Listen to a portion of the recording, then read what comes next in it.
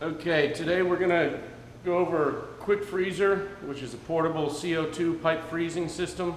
It's probably the most widely used pipe freezing system in the world. COB Industries has been manufacturing Qwik-Freezer for over 45 years. We've got thousands of kits worldwide, and these have become increasingly popular, especially lately as more and more people discover how easy it is to use and the fact that they don't have to sub out to bring another company in to do freeze seals. They can just get the equipment and do it themselves with minimal training. So we're going to go through the basic setup and operations of Qwik-Freezer and the operating instructions, show you how to work it, and we're going to go ahead and freeze a 2-inch pipe today. Today we're going to freeze a 2-inch pipe, so we'll be using the QF3000 kit, which will freeze up through 3-inch pipe. So the kit basically consists of your kit box with the freeze jackets inside, the hoses, the fittings, everything you'll basically need. This kit comes complete with two 20-pound CO2 siphon tube tanks. Basically, you've got your hoses in here. And today we'll be using the 103 jacket, which is basically, these freeze jackets are just an insulated jacket. And they've got the injection nozzles built in to connect to your CO2. The kit also includes the rubber mallet that you use for when you need to bust up the dry ice a little bit to wrap it all the way around the pipe and make sure you're completely surrounding the pipe with dry ice when that CO2 builds up in the jacket. You also have safety goggles and insulated gloves in the kit as well. So inside your kit you will also find your operating instructions and freeze log, which we'll go through in a little bit, which basically just helps you keep track of your injection times and your wait times. Your operating instructions that you'll see in the kit, we're just going to go through step by step what the setup procedure is and how to set up and run your freeze. So first you need to make sure that you have more than enough liquid CO2 on hand to do the job. We'll get into the freeze tables, which will tell you more or less what to expect with regards to how much CO2 you will use for each size freeze. You always want to plan to have more on hand than what you think you're going to use, because the worst thing is to run out of CO2 when you're in the middle of a job. So just make sure that you have plenty of CO2 on hand, and keep in mind that you're going to need to keep that pipe frozen for the duration of your repairs or whatever work you're doing on that line, or if you're cutting in a new valve or whatever you're doing. It's also important to remember that the tanks that you use have to be high pressure CO2 tanks with a siphon tube or a dip tube. If you get the kit, you can order the kits with the tanks or without the tanks. So if you're renting your tanks when you do these freezes, just make sure that you're getting a siphon tube tank and that it is a high pressure tank. You want to keep the cylinders upright and cool. You want to keep them certainly below 88 degrees. Once the tanks get to 88 degrees, the CO2 will not deliver consistently in liquid form. The liquid form of CO2 is what's necessary to create a big ball of dry ice around that pipe, which is what's going to give you the cold energy to complete the freeze. The other thing you need to make sure is that where you're freezing on the pipe, you need to make sure that that section of piping has no flow in it. Flowing line will not freeze, so you need to make sure that the line that you're going to freeze is isolated and that there's no flow. You also want to try and stay away from any flowing line that line that you're freezing may be attached to. So if you're freezing a branch line that's coming off of a header that has flow in it, you want to be as far away from that as possible, because you want to get away from that turbulence and that movement to the water that can cause problems with the freeze. As a general rule, you want to be 12 inches away from a flowing line for every inch in pipe diameter or that you're freezing. So if today we're freezing a 2-inch line, you would want to be 2 feet away from a flowing line. If you're freezing a 6-inch pipe, you'd want to be at least 6 feet away from a flowing line. The same rule applies for a closed valve. You don't want to freeze right next to a closed valve. When you're freezing near a valve, you want to have that valve open. Just make sure that there's no flow in the line again. But if the valve is closed, you need to stay, again, 1 foot per inch of pipe diameter away from that closed valve, or from another ice plug if you're doing a double freeze. So basically you have to be, for a 2-inch pipe, 2 feet away, 3-inch pipe, 3 feet away, from a closed valve or another ice plug or any closed connection. Water in the pipe, you want to be as close to 68 degrees as possible or cooler. The warmer the pipe is, or the warmer the water in the pipe is, the longer it's going to take to freeze and the more CO2 you're going to go through. And all of our freeze tables are based on 68 degree water. So if you're freezing a line and your starting temperature is significantly higher than that, you need to isolate that line for long enough to bring the temperature down so that your starting temperature is somewhere near the 68 degree Fahrenheit mark.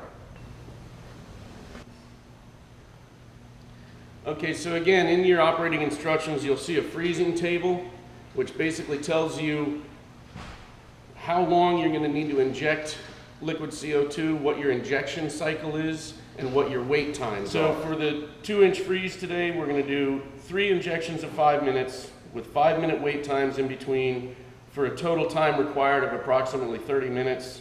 And we should go through about 18 pounds of CO2 to establish that ice plug. Again, you're going to use more CO2 than that because you're going to have to keep the pipe frozen while you do your repairs or maintenance or whatever work you're doing on that line. So again, it's important to budget your CO2 properly and make sure that you have plenty of CO2 on hand. So we've got our QF103 jacket out of the kit. These are what's called a cylinder valve adapter. You got 2 of these because we got 2 injection nozzles that we're going to be feeding. So the first thing we're going to do is connect these cylinder valve adapters to the tank. It's just a 2-part fitting. One end threads onto the tank valve, and then the hoses are going to thread onto the other end of this fitting. So we'll go ahead and attach these to our tanks.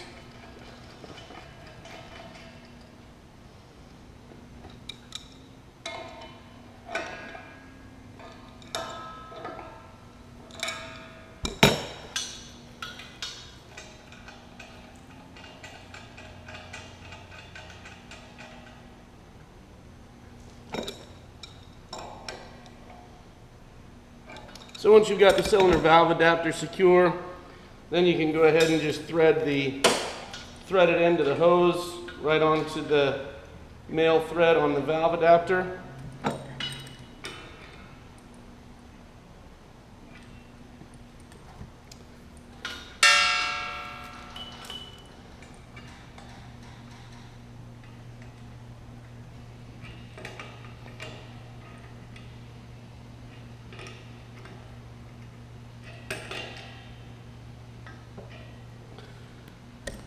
All right, so once your hoses are connected to your cylinder valve adapters on the tanks, now you're going to connect them to the injection nozzles on the jackets. So you just thread those right on. And it's important when you attach these that you use a wrench on both nuts, because you don't want to just put your wrench on the hose and torque it out and risk ripping the nozzle out of the jacket. So just make sure that you use 2 wrenches. Go ahead and get them nice and snug. We'll get them both connected here to the jacket. Okay, so once you have your hoses connected to the tanks and to the jacket, next thing you're going to do is check to make sure that the injection nozzles are clear, that the orifices are clear, they don't have any dirt or grit or anything in there that might block the injector. But keep in mind, when you're working with liquid CO2, you are dealing with very cold temperatures, so in your kit you will find insulated gloves, so you want to wear gloves and eye protection. So get our gloves on here, and as I said, the first thing we're going to do is check to make sure that we're actually shooting liquid CO2 out of these nozzles.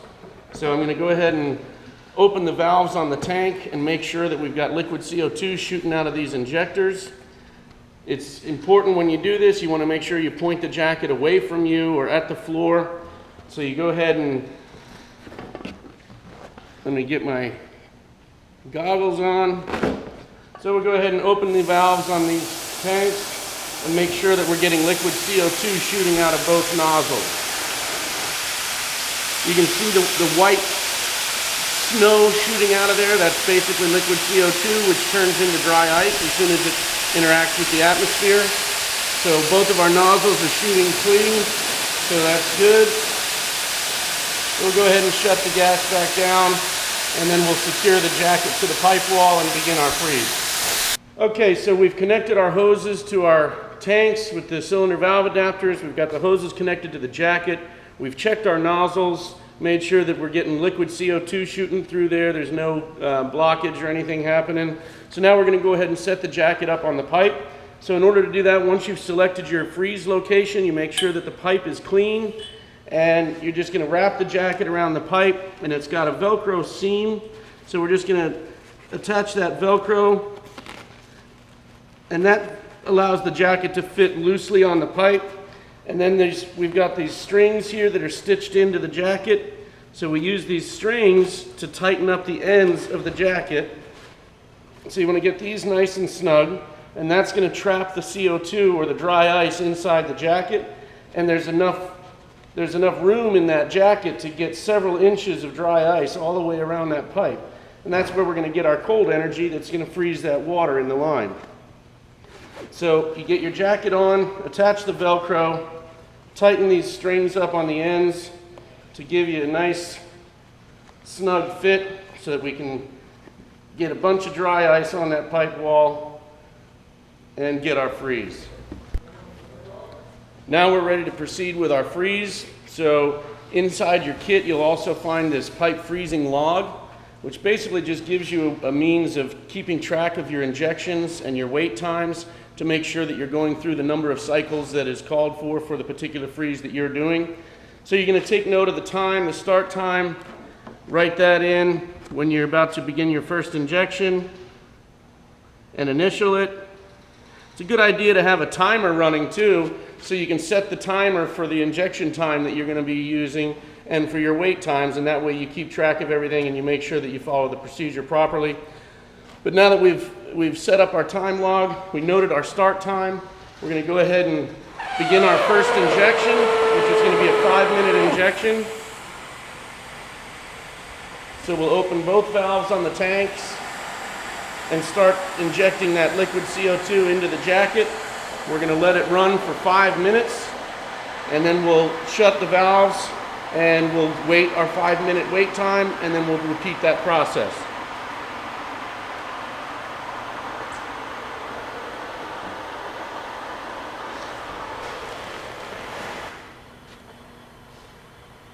Okay, so we're about done with our first 5-minute injection here. You can see that the jacket's already filling up with dry ice. You can hear it in there. We're already getting a good amount of dry ice in there. By the time we've done our second or third injection, this jacket's probably going to be just bursting with dry ice, and that's what you want. You want as much dry ice in there as possible. You can see that we're already getting some frosting around the grommets here, around the injection nozzles. That's good. It lets us know that it's getting good and cold in there.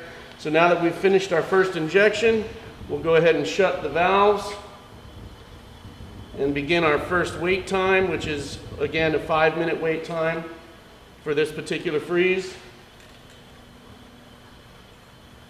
So we'll shut these valves, we'll let that temperature soak in there, and once we've waited our 5 minutes, we'll begin our second injection. Okay, so we've finished our first waiting time, so now we're going to begin our second injection. So I'm going to open the valves on the tank again and let that CO2 begin shooting back into the jacket. And you can see how it kind of shoots out of the sides and around the injectors and everything. That's normal. You don't use a regulator with this system or anything. You're just attaching right to the tank, so it's coming out of there at a pretty high pressure. And it's natural to see some of that CO2 escaping around the ends of the jacket and around the nozzles. Don't be bothered by that. You can see that the jacket's filling up very nicely with dry ice. It's getting nice and full and firm with plenty of dry ice in there. So this is where you use your mallet, and you're just we can gently give a few taps here and there on the jacket to bust up some of the big chunks of dry ice and make sure that dry ice is working its way all the way around the jacket.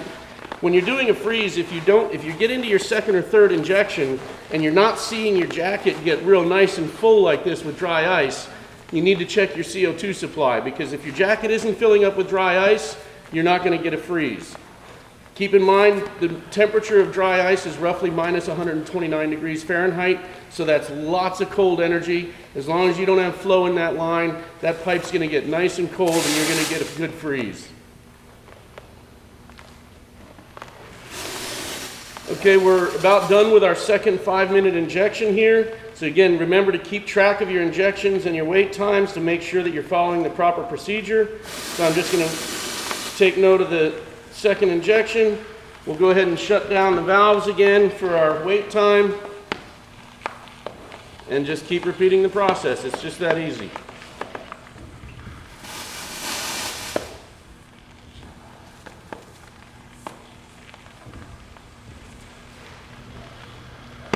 Okay, so we just finished our wait time. We're getting ready to start our third and final injection.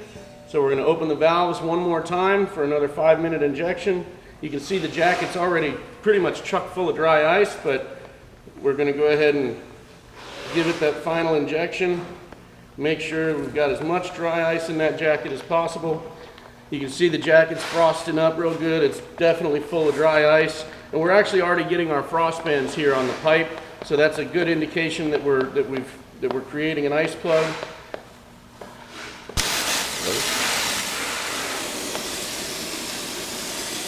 Okay, you can see the CO2 is shooting out a little bit from the injection port.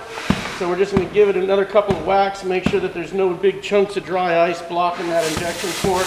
We're going to make sure that the dry ice is able to work its way around inside that jacket and get it completely surrounding the pipe, the OD of that pipe.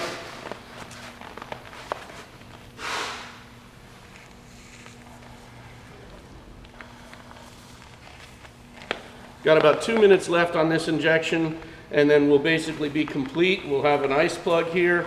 Keep in mind, if you're doing your repairs at this point, you're going to want to keep giving this jacket a couple of injections every now and then. Make sure that it's staying full of dry ice. You don't have to continue the same cycle. You don't have to do 5-minute injections because the jacket's already full, but you just want to make sure that you keep an eye on the jacket while you're doing your repairs and make sure that you're not letting that jacket get empty or letting too much of that dry ice evaporate away.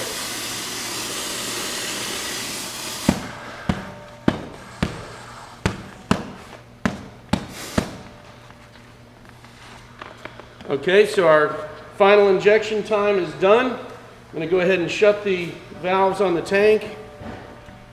At this point, you could proceed with your repairs or replacing your valve or whatever it is that you need to do. And again, just make sure that while you're doing your repairs, or if you're going to be keeping the pipe frozen for any length of time, you just need to make sure that somebody keeps an eye on that jacket and gives it another injection every 5 or 10 minutes or as needed to make sure that it stays full of dry ice.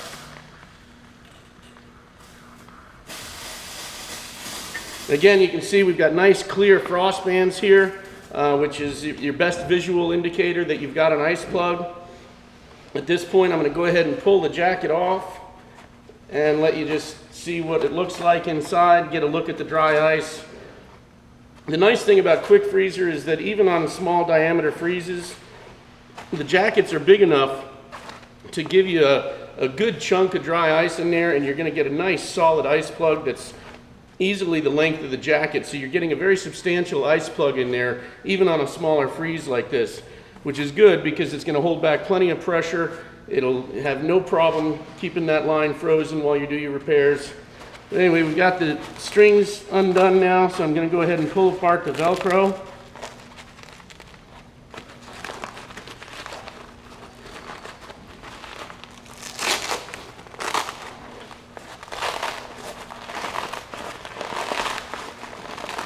You can see all that dry ice in there, giving us plenty of cold energy.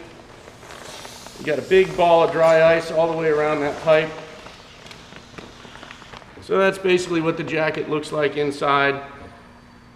Got a big chunk of dry ice there wrapped all the way around the pipe. All right, so that basically concludes our Qwik-Freezer demonstration today. If you have any questions, please go to our website, www.cob-industries.com. That's www.cob-industries.com. Or you can call us on our toll-free number, 800-431-1900. 1311, and we've always got technicians available and guys that can answer any questions you may have or help you figure out how to run your freeze or any problems you might be running into. Just give us a call.